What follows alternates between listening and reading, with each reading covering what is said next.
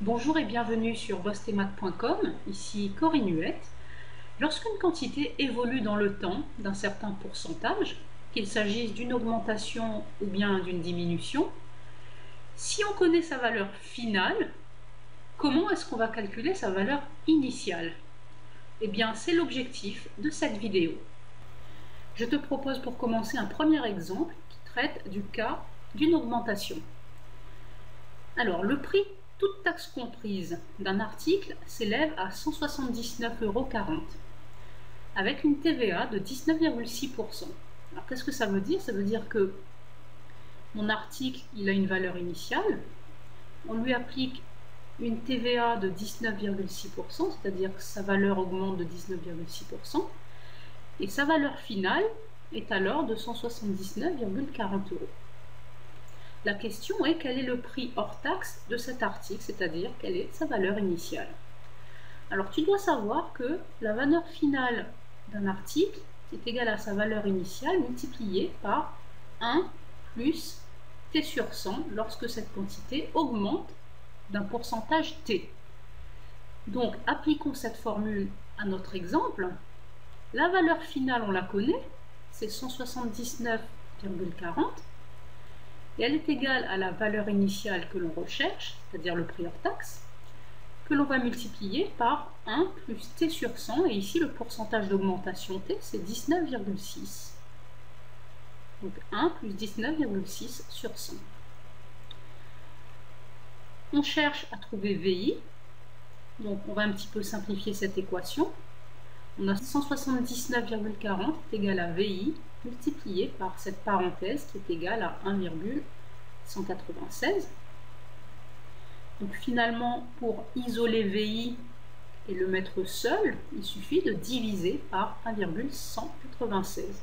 Donc VI est égal à 179,40 divisé par 1,196. Donc, on peut prendre la calculatrice et cela va nous donner une valeur initiale égale à 150.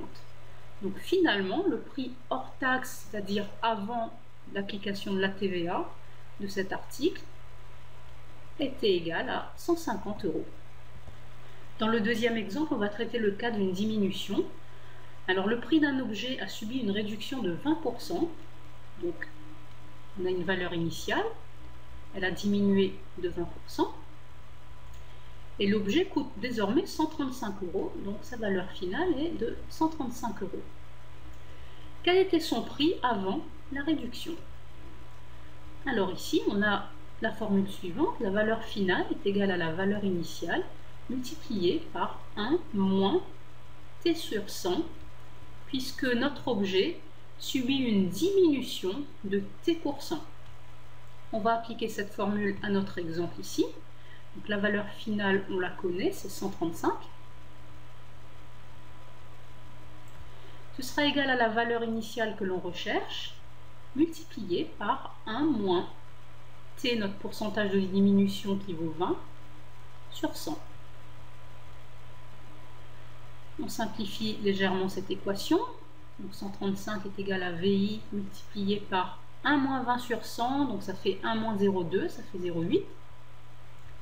Et finalement, pour avoir VI, il suffit de diviser par 0,8. Donc VI est égal à 135 divisé par 0,8. Ce qui nous donne une valeur initiale égale à 168,75. Donc pour conclure, on peut dire que le prix de l'objet avant la réduction était de 168,75 €. Et bien voilà, cette courte vidéo est à présent terminée.